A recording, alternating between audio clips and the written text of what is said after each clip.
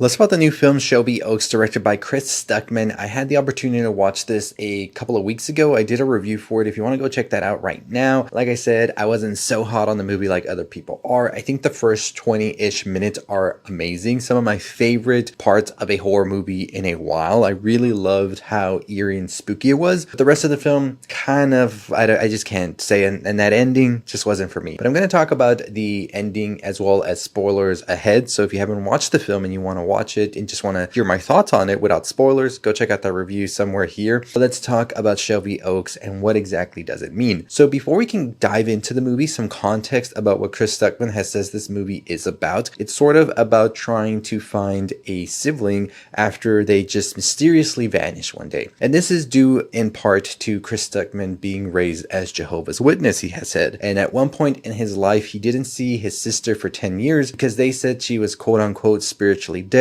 or just excommunicated. And he's talked about this extensively. He has a video where he dives deeper into being raised Jehovah's Witness and getting out of that as well, which I thought was so fascinating as well once I heard him say that. And it would make me want to revisit the film now knowing that and seeing it in that light to see what I get from it. But on my initial view, I just wasn't all the way there, but I totally get where he's coming from. So like I said, this film does revolve around siblings that are trying to find long lost siblings. And in this case, you have the character of Mia, who has lost her sister Riley. Riley used to be a YouTuber who would go out on ghost hunting expeditions with the rest of her friends. They were called the Paranormal Paranoids. One day they vanish, and for a decade and more, they are being sought out by her sister. So Mia decides to become part of a documentary that is trying to sort of bring back this topic, because everybody in the town where Mia's from and the police and all have pretty much abandoned hope that they will ever be found, especially after the three friends that Riley was with were found dead. So now pretty much it's like, well, Riley's just probably dead as well, but Mia believes Riley's somewhere out there,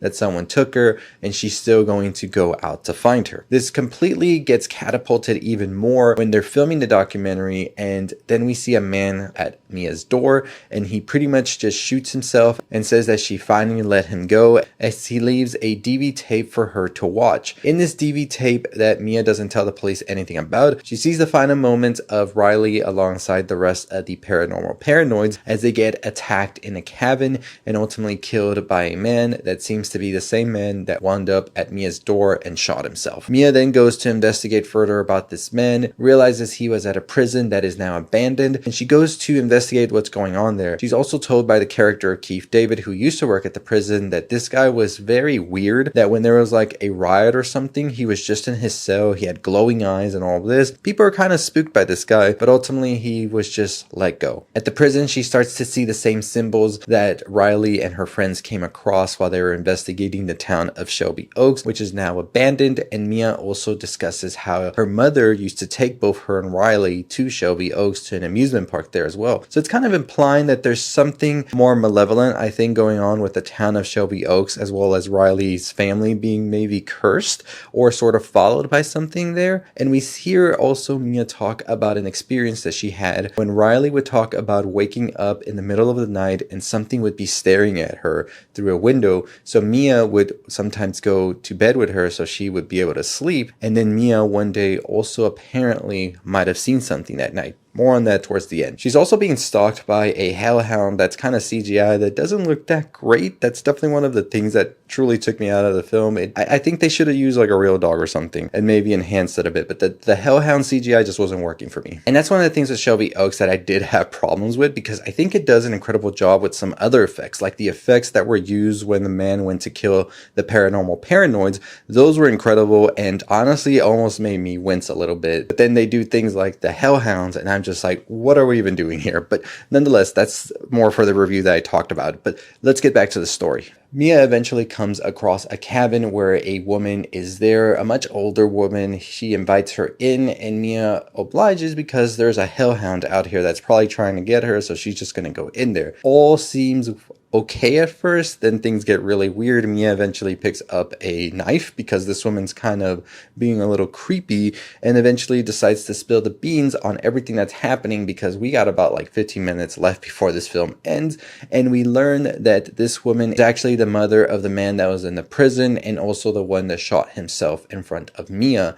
And through photographs Mia's able to also see that this woman has kept Riley and this man in a relationship where they have forced Riley to give birth over the years to many different children that seem to all die and be buried. This is all part of a big ritual that the woman is trying to accomplish with an incubus.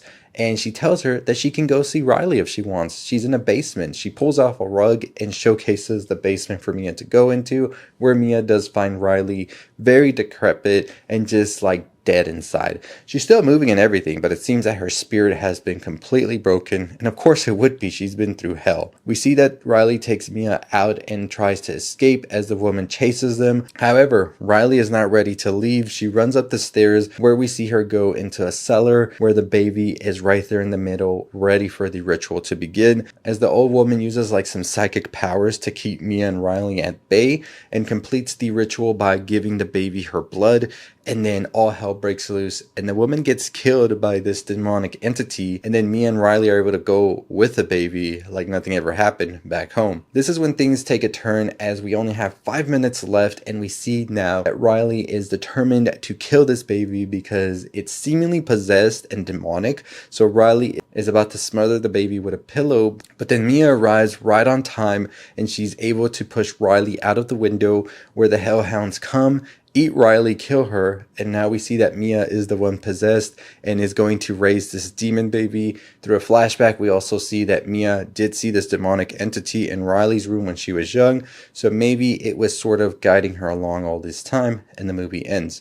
So what the hell just happened here? So pretty much what I got from the ending myself and my own interpretation is that the entity has been sort of fiending on Riley for some time now and wanted Riley to bear the child of it, or maybe it's going to be the entity now taking a human form through this child, but it needed Riley, but it also needed Mia to guide Riley in a way and eventually be the one that raises this child now. So I think what happened is that Mia and Riley, when they would go to Shelby Oaks, maybe came across some cult or curse there, and they've been followed throughout their childhood. Maybe their mother knew or didn't know. The movie kind of leaves things ambiguous, but it also spoon feeds you some things as well. And I think that this old woman sort of was like the head honcho of the cult and was trying to make it happen. And you know, there's been some back and forth whether it's a cult with many members or maybe it's just this woman and she was using her son as well, because the son also says she finally let me go. So I don't know if maybe the son was being used as a vessel at times for this demonic entity, incubus, whatever. We do know it's like a parasite according to some things she has read when she was looking at the symbols and all of that. So we could say that the son was being used as a vessel by the woman so the demonic entity could enter it and bear children with Riley,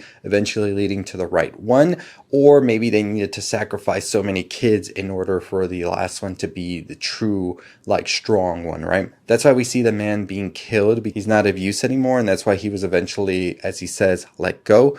And Mia then has to find Riley and this baby to complete the ritual. Maybe Riley had to be there in front of the ritual to happen, and Riley had to be killed by Mia. And Mia all this time has just been guided by this demonic entity and now is possessed by it as they raise this child into what eventually might be the apocalypse for the world. I have no idea. It's left ambiguous there, but pretty much that's the ending of the film. Riley disappeared. She had been stalked by this demon of sorts, her and Mia, their whole lives, and it's not really told if it's because of the mother taking them to Shelby Oaks or what, but this cult, if it's just one woman or many other members, have been trying to raise this demon, incubus, whatever you want to call it, into. And I think that the baby is sort of an offering for a vessel for it to occupy. And that's why Riley knew what was going on and wanted to get rid of it, because eventually this could lead to some apocalypse of sorts. But Mia killed her own sister because she was possessed by the demon all of this time. It's showcased through the flashback that we get of Mia when she was a young girl sleeping with Riley, and she is able to see this demon. So pretty much used both of them as pawns in order for his own doing, and that's pretty much it. The movie just ends with Mia, glowing eyes and all, seemingly possessed now. Demon baby's right there. Riley just got killed by the hellhounds. The demon won at the end, and that's all. And like I said, I really love the beginning of this film when it's so weird, ambiguous, spooky. What the hell's going on, right? Lake Mungo vibes and all. Even some parts after the 20 minutes, I thought that the turn from the sort of like mockumentary to the traditional film was so great and impactful with that man shooting himself right then and there. And I think that some of the parts with the found footage as well that gave me strong Ring vibes were incredible. But then the movie just starts to deviate and turn into something that I just didn't even know what was going on. We're just jumping from spooky location to jump scare, and then eventually leading into some weird cult stuff that's trying to really go over the top when the film didn't even give you that at first. So it kind of leaves you a bit like, what? But I do think that Chris Stuckman is great